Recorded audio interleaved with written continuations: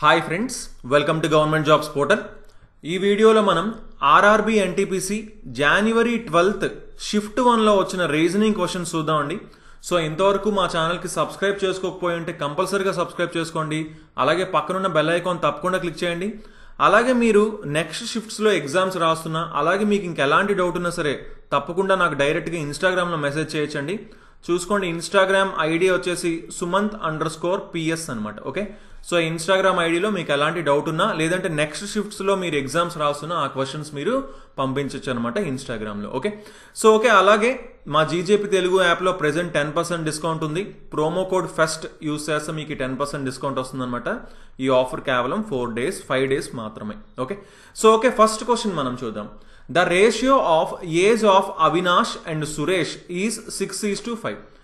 అవినాష్ మరియు సురేష్ వయస్సు నిష్పత్తి 6:5 అంటండి. Okay, after 15 years their age ratio becomes 9:8. 15 సంవత్సరాల తర్వాత ఏమవుతుందంట, వాళ్ళ వయస్సు నిష్పత్తి 9:8 అవుతుందంట. Okay, then what will be Suresh present age? అప్పుడు సురేష్ యొక్క ప్రస్తుత వయస్సు ఎంత అంటున్నారు. అవినాష్ మరియు సురేష్ ప్రస్తుతం ఏజ్ రేషియో 6:5 అంట. 15 సంవత్సరాల తర్వాత వాళ్ళ వయస్సు నిష్పత్తి 9:8 అంట. క్లియర్గా చూసుకోండి, ఇది ఎంత పెరిగింది? 3 పెరిగింది. ఇది ఎంత పెరిగింది? ఇది కూడా 3 పెరిగింది. ఈక్వల్గా ఉంది కాబట్టి మనం ఏం చేయాల్సిన అవసరం లేదు. సో ఇది 3 యూనిట్సే పెరిగింది, ఇది 3 యూనిట్సే పెరిగింది కాబట్టి అసలు ప్రాబ్లం లేదు. నేను ఆల్రెడీ ఏజ్ ప్రాబ్లమ్స్ మీద షార్ట్ కట్ అనేది చేశానంటే అది క్లియర్గా చూడండి. ఒకవేళ ఈక్వల్ కాకపోతే ఏం చేయాలో కూడా మనం అక్కడ చాలా క్లియర్గా ఎక్స్ప్లెయిన్ చేస్తాం. ఓకే, సో 3 యూనిట్స్ రెండు సేమే ఉంది కాబట్టి 3 యూనిట్స్ దేనికి ఈక్వల్ అవుతుంది? ఇక్కడ ఎంత ఏజ్ పెరిగిందండి? 15 years. సో 3 యూనిట్స్ 15 yearsకి ఈక్వల్ అయితే 1 యూనిట్ ఎంత అవుతుంది? 5 years. So 1 unit 5 years. Okay, ఇప్పుడు మనల్ని ఏమడుగుతున్నారు? సురేష్ యొక్క ప్రెజెంట్ ఏజ్, ప్రస్తుత వయస్సు. సురేష్ యొక్క ప్రస్తుత వయస్సు ఎంత? ఇక్కడ 5 అని ఉంది, అంటే 5 యూనిట్లు అని అర్థం. సో 1 యూనిట్ 5 సంవత్సరాలు అయితే 5 యూనిట్లు ఎంత అవుతుంది? 25 సంవత్సరాలు అవుతుంది.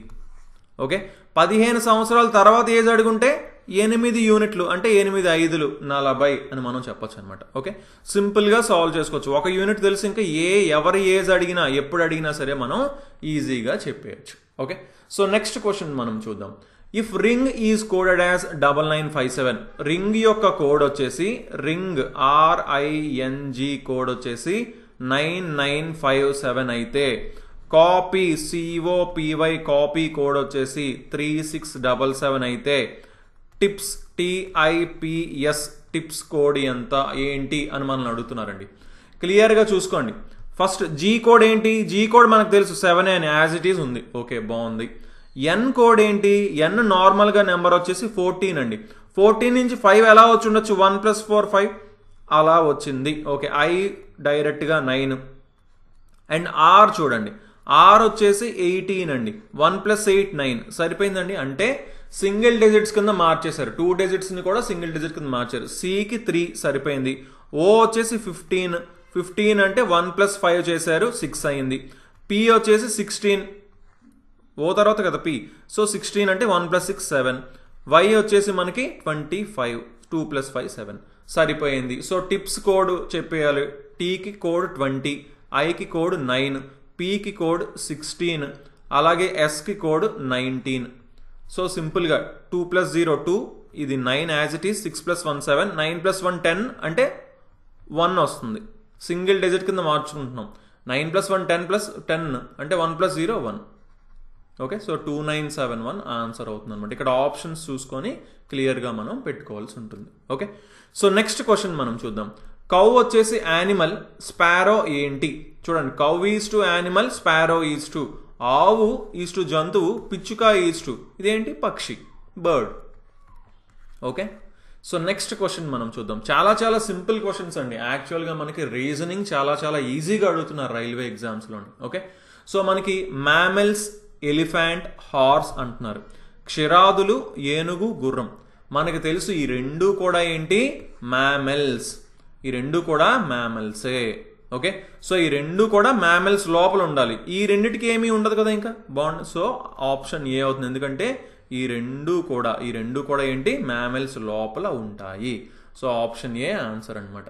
సో నెక్స్ట్ క్వశ్చన్ మనం చూద్దాం. Find the wrong number in the given series. చూసుకోండి, ఈ రాంగ్ నెంబర్ మాత్రం చాలా జాగ్రత్తగా చూసుకోవాలండి, రాంగ్ నెంబర్ ఫైండ్ చేయమన్నప్పుడు మాత్రం. ఓకే, సో ఫస్ట్ ఏం చేయాలి, మనం డిఫరెన్స్ చూసుకుంటాం.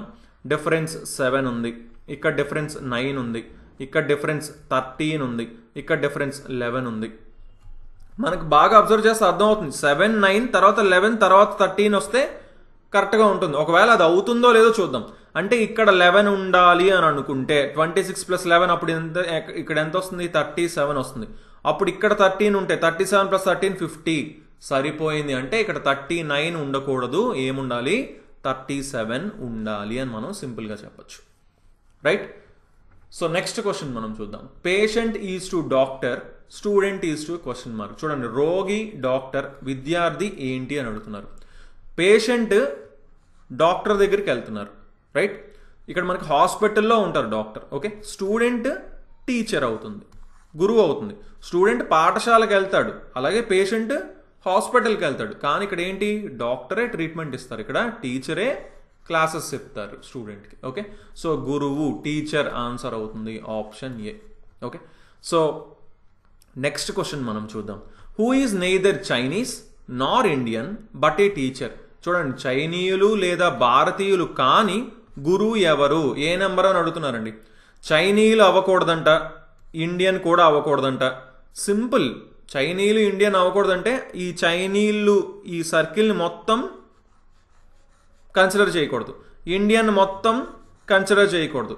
గురువు అవ్వాలి, టీచర్ లోపల ఉండాలి. ఓన్లీ ఒక్క నెంబర్ మాత్రమే మిగిలింది, నెంబర్ 4. సో 4 అవుతుంది అనమాట. ఓకే, చాలా ఈజీ క్వశ్చన్. కొంచెం క్లియర్గా క్వశ్చన్ చదువుకొని ఈజీగా ఆన్సర్ చేసుకోవడమే.